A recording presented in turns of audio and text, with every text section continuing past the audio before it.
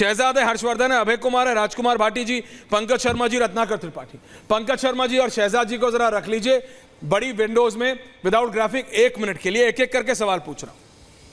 शहजाद, 370 का मेरे को समझ आता है, बीजेपी कह रही है देखो प्रधानमंत्री ने संसद के पटल पे कहा है, कुछ सोच के कहा है, कुछ ऐसे ही बोलने वाले लोग नहीं है प्रधानमंत्री, जो मन में आए ऐसे नहीं बोल देते हैं। 370 संसद के पटल में कहा है, बहुत कुछ सोच के कहा है, जहां कांग्रेस की सोच बंद हो जाती है वहां इनकी शुरू होती है। ये 370 से 4-5 ज्यादा ही ला रहे होंगे। कांग्रेस 110, 115, इनके नेता बंद कमरे में कह रहे हैं कि हम 100, 110 का टारगेट कर रहे हैं। Shahzad, are you confident? आखिरी चरण बचा है, 57 सीटें कल वोट पे जाना है, आप ये नंबर टच कर पाएंगे शहजाद? 1 versus 1 please.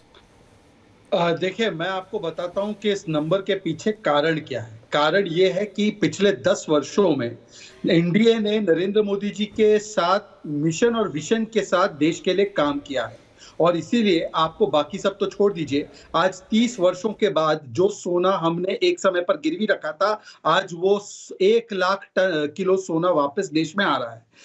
आज अगर आप देख लें तो जीडीपी के आंकड़े आए हैं, हाईएस्ट जीडीपी ग्रोथ रेट 7.8% की जीडीपी ग्रोथ रेट आज दर्ज हुई है। एलआईसी का, जिसको एक कहते थे एलआईसी समाप्त हो चुकी है, एलआईसी का अकेले का फंड पाकिस्तान की इकोनॉमी से 2 गुना ज्यादा हो चुका है। आज सारे पब्लिक और प्राइवेट सेक्टर बैंक को मिला ले तो उनका जो नेट प्रॉफिट है वो 3 लाख करोड़ से ज्यादा है और लोएस्ट एनपीए आ चुका है। हाईएस्ट जीएसटी कलेक्शन इस महीने हुआ, हाईएस्ट मंथली हाउसिंग सेल्स इस महीने हुआ, हाईएस्ट ऑटो कार सेल्स इस महीने हुआ। ये केवल 1 महीने की उपलब्धि है। आप सोचिए कि अगर 1 महीने की ये उपलब्धि है तो 120 महीने की क्या उपलब्धि। और दूसरी तरफ आप देखिए, एक तरफ तो प्रधानमंत्री चित्त शांत है उनका, तो वो ध्यान लगा रहे, साधना कर रहे, राष्ट्र साधना में लगे हुए कन्याकुमारी में, पर इन कुछ लोगों के मन में ऐसा चित्त उनका अस्थिर हो चुका है कि वो अब ध्यान लगाने वाले और प्रधानमंत्री मौन है उस पर भी आपत्ति दर्ज कर रहे हैं। अमूमन तो पंकज शर्मा की जो जमात थी वो ये कहती थी प्रधानमंत्री बोलते क्यों है, प्रधानमंत्री बोलते क्यों है। आज प्रधानमंत्री के मौन से जिस प्रकार से कांप गए, इसी से रुझान मिलता है। और दूसरा रुझान, इंडिया अलायंस के लोग, कांग्रेस पार्टी के लोग कह रहे हैं कि हम लोग जो है एग्जिट पोल के नंबर्स के डिबेट पे नहीं आने वाले। अब सोचिए, एग्जिट पोल के नंबर से ही अगर इतना डर लग रहा है तो एग्जैक्ट नंबर जब 4 तारीख को आएंगे तो क्या स्थिति में होंगे। इसीलिए मैं कहता हूं कि ये बॉयकॉट करने से कुछ नहीं होने जाना है। आज तो सवाल सिर्फ इतना है कि प्रधानमंत्री नरेंद्र मोदी जी आज ध्यान लगाते हैं, उस पर भी आपको आपत्ति है, उस पर भी मतलब सनातन का विरोध करते करते, मोदी का विरोध करते करते, अब कोई अगर तपस्या करने के लिए कन्याकुमारी जाता है तो इंडिया अलायंस फतवा जारी करके कह रहा है कि आप तपस्या और साधना भी नहीं कर सकते। और ये दिखाता है कि किस प्रकार से इनका चित्त अस्थिर हो चुका है। पंकज शर्मा जी, रत्नाकर जी और भाटी जी स्टूडियो में है, समाजवादी पार्टी के भाटी जी हैं। मैं चाहता हूं आप 1 सेकंड ग्राफिक्स चला के शहजाद वर्सेस 3 कर दीजिए। मोदी जी तो 1 वर्सेस ऑल हैं, शहजाद वर्सेस 3 है। अबे जी, मैं आ रहा हूं आज आपके पास, आज आप कैमरा में पटना स्टूडियो में, टेंशन मत लीजिएगा, आऊंगा आपके पास, ऑडियो आएगा। मैं पहले रत्नाकर जी को नहीं देख पा रहा हूं, रत्नाकर जी को बुलाओ। पंकज शर्मा जी, आपसे शुरू कर रहा हूं।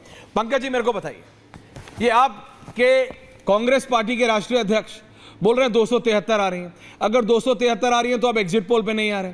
कोई बोल रहे हैं कि हम एग्जिट पोल को कैंसिल, हम नहीं जाएंगे, और उसके बाद चलिए वो आपका मन है, आपकी मर्जी, मत जाइए। ये 273 का नंबर आपके पास कहां से आ रहा है सर? आप कह रहे हैं 273, बीजेपी कह रही है 370, मेरे तो समझ में नहीं आ रहा हो क्या रहा देश में। पंकज जी, भारतीय जनता पार्टी का 370 तो शुरू से किसी की समझ में नहीं आ रहा है। ऑडियो, पंकज जी ऑडियो आगे ले आइए। पंकज जी, स्थिति है, आपका जो ईयरपीस है वो पीछे रहता है, उससे आवाज खराब होती है, आगे ले आइए सर। थैंक यू सर, आगे है ये, thank you sir, thank you sir, thank you, thank you, thank you sir, thank you. आपके आज तो टेक्निकल प्रॉब्लम चल रही है। हाँ सर, हमने अपना स्टूडियोज, ये बड़े वाले स्टूडियोज में आए हैं, इसलिए थोड़ा हो रहा है। Thank you sir. नहीं, ऐश्वर्या चाइना वाला माल ना, अरे नहीं है भैया, चाइना वाला माल नहीं। बोलिए सर, बोलिए। अब जो भी आपने बाजार में भिजवाए हैं बेचने के लिए, वही तो ले पाएंगे, क्या करेंगे सर? चलिए, खैर ऐसा है, मैं ये कह रहा था भारतीय जनता पार्टी को लग रहा है और शहजाद पूनावाला को लगता है कि जो 303 सीटें हैं उनमें से एक भी कम नहीं हो सकती है और 370 हो जाएंगी। तो मैं ये बताना चाहता हूँ कि 1984 में 404 सीटें थी कांग्रेस की और 49% वोट मिला था, लेकिन जब 1989 आया तो 197 सीटें रह गई, सिर्फ 9.5% वोट कम हुआ था और सीट कम हो गई 207। फिर 2009 में कांग्रेस 206 सीटें जीती और उसका वोट शेयर था 28.5%। 2014 में 44 पे रह गई, 19.5% वोट आया। इसका मतलब हुआ कि 9% वोट की गिरावट से 162 सीटें कम हो गई।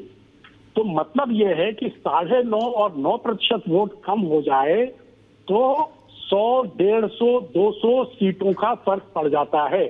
भारतीय जनता पार्टी को इस बार 37.36% वोट मिला था 2019 में, उसमें से कम 7 से 8% वोटों की कमी हो रही है।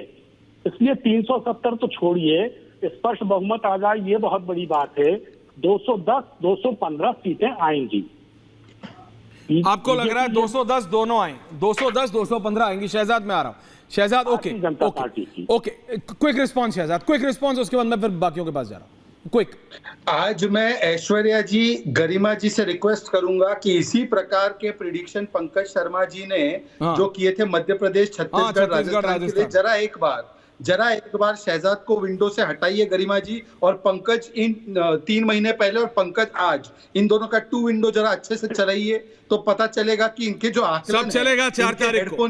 इनके हेडफोन की तरह ही इनके आकलन है, कोई गारंटी वारंटी नहीं है आके चले ना चले। पर दूसरी बात, मैं आपको दूसरा रुझान देता हूं भाई, इनकी अंतिम फेज आते आते अंतिम संस्कार की ऐसी नौबत आई इंडिया अलायंस की कि ममता दीदी 1 जून को जा नहीं रही है। जो दिल्ली में इलू इलू कर रहे थे, पंजाब में गालियां बकने लग गए एक दूसरे को, जो बिहार में एक अलायंस बना था वो बिहार के अलायंस करता ही चले गए, यूपी में आरएलडी चली गई। तो अंतिम फेज आते आते अंतिम संस्कार की ओर इंडिया अलायंस है, इसका तो प्रमाण सामने आ चुका है भाई। देखिए, मैं आप सबसे कह रहा हूं, जिसने जो कहा 4 तारीख को सब पता लग जाएगा।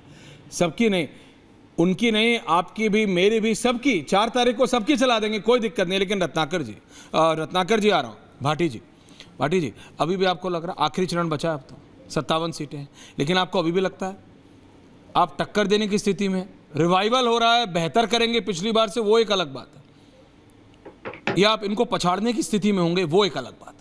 हमने बहुत अच्छा चुनाव लड़ा। भाटी जी, सबसे बड़ी संतुष्टि तो हमें इस बात पर है कि हमने अपने मुद्दों पर अपने पाले में चुनाव लड़ा है, हम बीजेपी के पाले में नहीं गए। हमारे परसेप्शन पे चुनाव हुआ है। पिछली बार 2019 में क्या होता था, बीजेपी परसेप्शन देती थी, हम उसकी सफाई देते रहते थे, उसका जवाब देते रहते थे। इस बार उल्टा हुआ है, बीजेपी ने शुरू में नारा दिया अब की बार 400 पार, वो इनके गले पड़ गया उल्टा। ये पूरे चुनाव सफाई देते रहे। उनके गले पड़ गया कि आपके गले पड़ गया? मैं ये समझ रहा हूं। मैं बता रहा हूं, आप लोग 400 में अटक गए, सरकार तो 272 पे बनती है। नो, प्लीज बताइए। जब इन्होंने 400 पार कहा तो इनके 1 दर्जन नेताओं ने जोश में आके कह दिया कि हमें संविधान बदलना है, इसलिए हमें 400 पार चाहिए। और कई ने तो स्पष्ट कह दिया था हम आरक्षण खत्म करना चाहते हैं और आरक्षण आर्थिक आधार पर होना चाहिए, इनके कई वरिष्ठ नेताओं ने कह दिया। और जब ये मुद्दा जनता में पहुंचा, हमने नहीं कुछ कहा, जनता में अपने आप कहना शुरू कर दिया कि अगर 400 सीटें बीजेपी की आई तो ये संविधान बदलेंगे, ये आरक्षण बदलेंगे। बीजेपी पूरे चुनाव सफाई देती रही, हम आरक्षण खत्म नहीं करेंगे, हम आरक्षण देंगे और हम संविधान नहीं बदलेंगे। तो और आपको लग रहा है उस चक्कर में इनके 400 नहीं आ रहे? कौन किसके परसेप्शन? नहीं, तो क्लियरली बात करते, तो आपको लगता है उस चक्कर में फंस गई बीजेपी और इसलिए इनके 400 नहीं आ रहे? नहीं, 400 नहीं आ रहे, ये तो मोदी जी भी मान चुके हैं। अभी जो शहजाद भाई कह रहे थे कि पंकज जी का पुराना और अब का बयान चलाओ, अब मोदी जी का चलाओ नहीं दोनों बयान। मोदी जी ने जब चुनाव शुरू हुआ था, मोदी जी ने कहा था बीजेपी 370 और एनडीए 400, और 5वां 6ठा चरण आते आते इंटरव्यू में वो खुद कह रहे हैं नहीं 400 का नारा तो हमने विपक्ष को फंसाने के लिए दिया था, ये तो हमें भी पता था 400 नहीं आ रही हैं। तो ये दोनों बयान चलाओ नहीं। आपकी कितनी आ रही?